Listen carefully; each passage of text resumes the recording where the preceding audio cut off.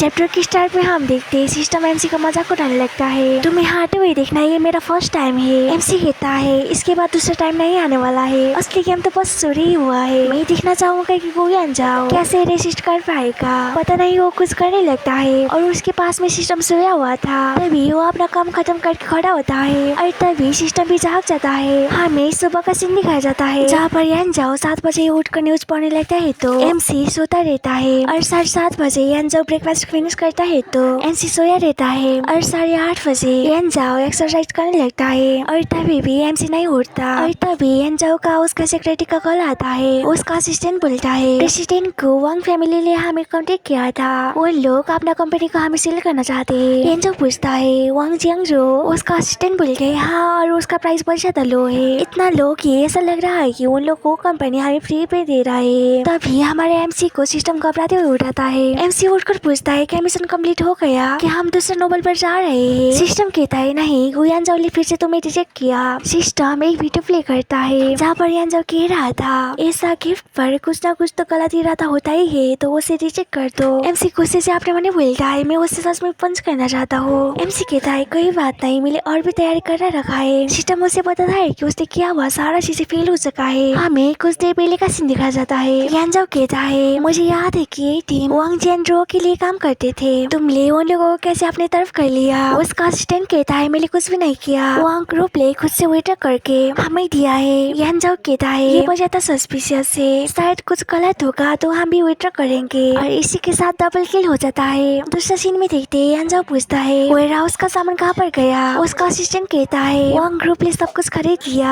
यांजाओ कहता है वहाँ पर कुछ गलत होगा, सब कुछ वापस ले लो, हम कुछ भी सेल नहीं कर रहे और इसी के साथ ट्रिपल किल हो जाता है। दूसरी जगह पर देखते हैं असिस्टेंट बता रहा था वांग ग्रुप ने इस प्रोजेक्ट को साथ में बनाने के लिए प्रपोज किया है और वो लोग पार्टनरशिप फॉर्म करना चाहते हैं, पर रियलिटी में वो लोगों ने सब कुछ ऑलरेडी खत्म कर चुके हैं, हमें बस वहाँ पर अपना नाम लिखकर प्रॉफिट लेना है। यांजाओ कहता है ये शायद ट्रैप होगा, इसे रिजेक्ट कर दो और इसके साथ क्वार्टर किल हो जाता है। फिर से दूसरी जगह पर देखते हैं असिस्टेंट एक लड़की को दिखाते हुए बताता है ये लड़की वांग ग्रुप का एक मेन मेंबर है, उसने हमारा कंपनी पर काम करने के लिए अप्लाई किया है, उसे वांग ग्रुप का बहुत ज्यादा सीक्रेट पता है। यांजाओ कहता है एक स्माइल लाइफ को हाइड कर सकता है, शायद ये भी एक सेटअप होगा, उसे अभी फायर कर दो और इसी के साथ पेंटाकिल हो जाता है। सिस्टम कहता है और दूसरा उतना बोल ही रहा था तभी एमसी उसको पंच मार कर कहता है इससे ज्यादा बहुत बताने का जरूरत नहीं है, शायद इस बंदा ने एंटी फ्रॉड पर काम किया होगा, वो इतना ज्यादा सतर्क है कि 7 पर भी नापना इम्पॉसिबल है, मिशन के बारे में भूल जाओ, मैं उस बंदे को पीले पीने वाला हूँ। सिस्टम कहता है हो इतना ज्यादा रास मत बनिए, तुम्हारा सारा हरकत सिस्टम मॉनिटर पर देख रहा है, एट लास्ट कुछ पेन तो लगाओ। एमसी कहता है मनी स्पेंड कर भी नहीं पाया और फीमेल लीड भी वापस आ पाया, तुम ओवर बियरिंग सीईओ, क्या तुम्हें पता है कि तुमने क्या मिस किया। गुयांजाओ मेरा पिछले टारगेट से बहुत ज्यादा अलग दिखाई दे रहा है, सेटिंग का कटिंग उससे मेरे बिजनेस को डेवलप करना था, मैं पहले ही सब कुछ उसे देखकर मैं अपना मिशन खत्म करना चाहता था, उसने सांस खोना नहीं चाहिए था। नोबल की दुनिया में सारा चीज टेस्टली बनाया है और सब कुछ सेटिंग पर होता है, पर उसने सब कुछ रिजेक्ट किया। ऐसा लगता है कि उसके पास खुद का बिहेवियर लॉजिक है और वो अभी भी जिंदा है। तभी सिस्टम से एक नोटिस आता है, ऐसा कैसे पॉसिबल हो सकता है, सिस्टम के अलावा यहाँ पर कोई भी चिंता नहीं है। सिस्टम अलर्ट, अभी का स्टोरी बहुत ज्यादा बिगड़ गया है, अब सीईओ वांग फैमिली को क्रॉस करना नहीं चाह रहा और वांग ग्रुप को अपना बनाना नहीं चाह रहा। सिस्टम ने ये प्रेडिक्ट किया है कि गुयांजाओ को टॉप 10 में पहुंचने में 10 साल लगेगा, तुम मिशन को फेल करने वाली हो और मेन कैरेक्टर का करियर बिगाड़ने वाली हो, इसीलिए तुम्हारा 50,000 पॉइंट काटा जाता है और तुम्हारा रैंक भी ड्रॉप हो जाएगा। एमसी कहता है नहीं मैं वो फिक्स कर सकता हूँ, तो अब प्लान भी शुरू करते हैं। हमें यांजाओ का घर का सीन दिखाया जाता है जहाँ पर उसका माँ कह रही थी छिया जाओ तुमने अपना मॉम को विजिट ना किया हुआ, बहुत ज्यादा टाइम हो चुका है। यांजाओ कहता है काम बहुत ज्यादा बिजी चल रहा है। उसका माँ उदास होकर बोलती है जब तुम्हारा डैड बीत गए थे तब गो ग्रुप पर बहुत ज्यादा इंटरनल कॉन्फ्लिक्ट हो रहा था, मैं बहुत ज्यादा यूजलेस था, उसी वजह से छोटी उम्र पे ही तुम्हें यहाँ सब कुछ अपना कंधे पर लेने पड़ा। कुछ साल में ही गो ग्रुप का बिजनेस बहुत ही ज्यादा स्टेबल हो चुका है, जब तुम छोटी और बहुत ज्यादा स्वीट थे तब से मैंने तुम्हें देखा है बहुत ही ज्यादा कोल्ड और शांत बनते हुए। यांजाओ कहता है मॉम कि आप दूसरा ट्रिप प्लान कर रहे हैं और चाहते हैं कि मैं आपके साथ जाऊँ। उसका मॉम कहती है ट्रिप नहीं, मुझे एक बहू चाहिए जो बहुत ज्यादा चेयरफुल हो, क्यूट हो और ह्यूमरस हो, जेंटल भी और काइंड भी, पर वो थोड़ा स्ट्रॉन्ग भी होना चाहिए। यांजाओ कहता है आप वो सब लिस्ट पर लिख देना